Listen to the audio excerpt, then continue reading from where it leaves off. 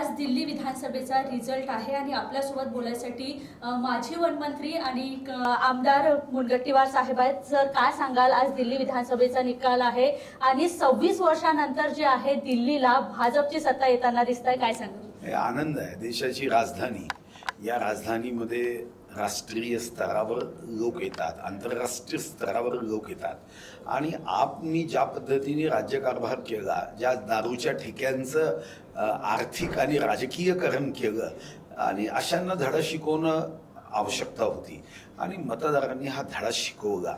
अशा पद्धतीने कोणी वाईट वागू नये। सत्ता येते आणि जाते, पण सत्तेचा उपयोग हा सेवेसाठी जर केला तर निश्चितपणे त्याचा एक आनंद असतो। राजकारणामध्ये याची जाणीव आम्हालाही आहे की विजय येतो, विजय जातो, पण विजय झाला तर माजायचं नसतं आणि पराभव झाला तर गाजायचं नसतं। पण आपण चुकीची कामं केली तर त्याची शरम मात्र वाटली पाहिजे आणि ती केजरीवालांना कदापिही दिसत नव्हती। काँग्रेसचा महाराष्ट्रासोबतच दिल्लीमधूनही सुपडा साफ झालेला आहे, एकही आमदार त्यांच्या निवडून नाही आले, काय सांगाल? नाही, आनंद आहे ना, देशाच्या हितासाठी चांगली गोष्ट आहे। जे राहुल गांधीजी संसदेमध्ये देशाच्या प्रगतीसाठी काहीही बोलत नाही, फक्त अदानी, अंबानी, मोदीजी, स्वातंत्र्यवीर सावरकर, बस याच्या व्यतिरिक्त काही देश नाही आहे, देशाची जनता नाही आहे, जनतेच्या समस्या नाही आहे। आणि आता नवीनच एक त्यांना व्यसन आलं आहे, जात पत्रकारांना, तुमची कोणती जात आहे, तुमची कोणती जात आहे। अरे इतके मोठे नेते तुम्ही जातीचं राजकारण करता।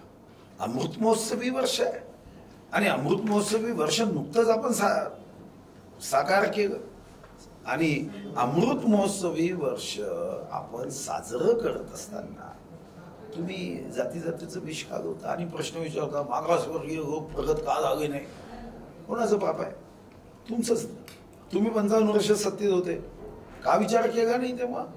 आता मात्र एक आमची आदिवासी बहीण राष्ट्रपती पदावर गेल्यावर तुम्ही आणि तुमचे नेते काय अपमान करतात आमच्या आदिवासी बहिणीचा? राष्ट्रपत्नी?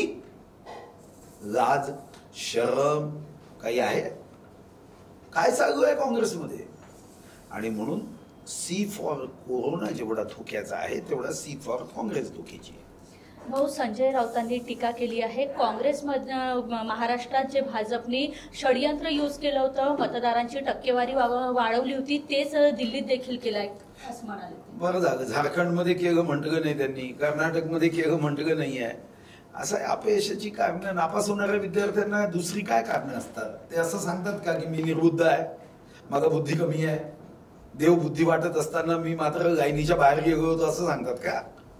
नापास होणाऱ्या पोरांचे सिलेबसच्या बाहेरचे प्रश्न आहे, आमच्या रूमवर जो आला तो फार कडक होता म्हणून कॉपी करता आली नाही, अशीच कारणं असतात।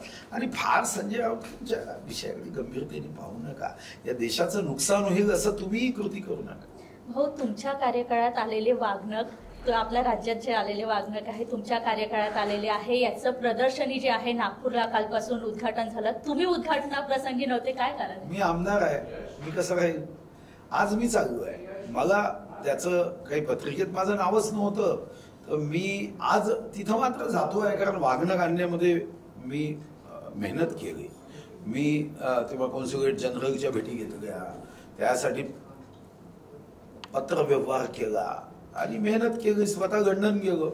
आनंद आहे ना, शेवटी लहानपणी शिक्षक मग कथा सांगायचे की अफजल खानाचा पोता याच वागणकाने काढला, तर मला आनंद आहे की अफजल खानाच्या कबरीचं अतिक्रमण मी हटवू शकलो, मला आनंद आहे की आम्ही वागणक आणू शकलो, मला आनंद आहे की पाकिस्तानच्या सीमेवर छत्रपती शिवाजी महाराजांचा 12 फुटाचा पाकिस्तानकडे तलवार केलेला स्टॅच्यू मी उभा करू शकलो, याचा मला आनंद आहे। मी या ठिकाणी पब्लिक ॲड्रेसिंग सिस्टीम उभी करू शकलो, रायगडावरचा राज्याभिषेक आता नियमित दरवर्षी करण्याचा GR मी काढू शकलो, मी राज्यगीत दिल्लीचे ही तख्त राखतो महाराष्ट्र माझा हे मी करू शकलो, मी राज्यशस्त्र म्हणून आमचं वैशिष्ट्य असणारा दानपट्ट मी राज्यशस्त्र केलं, श्रीशैलम मध्ये जिथं तपश्चर्या केली तिथं 3-3.25 कोटी रुपये खर्च करून छत्रपती शिवाजी महाराजांचं मंदिर उभं करू शकलो। आता मी युनेस्कोला 12 जे गड किल्ले आहे, जे आमच्या शौर्याच्या पराक्रमाचं चिन्ह आहे, ते आता जागतिक वारसा करण्याचा प्रस्ताव मी पाठवू शकलो। जगामध्ये हा आमचा 12 किल्ले, गड किल्ले, जे 11 आमच्या महाराष्ट्रात आहे, एक तमिळनाडूमध्ये आहे, हे जेव्हा जागतिक वारसा होईल, हजारो पर्यटक येतील, या किल्ल्यावर या शूरतेच्या हवेमध्ये, वीरतेच्या या वातावरणामध्ये ते या देशाच्या पराक्रमाची गाथा समजून घेतील, हा आनंद आहे. नक्कीच. तर आपल्यासोबत होते सुधीर मुनगंटीवार.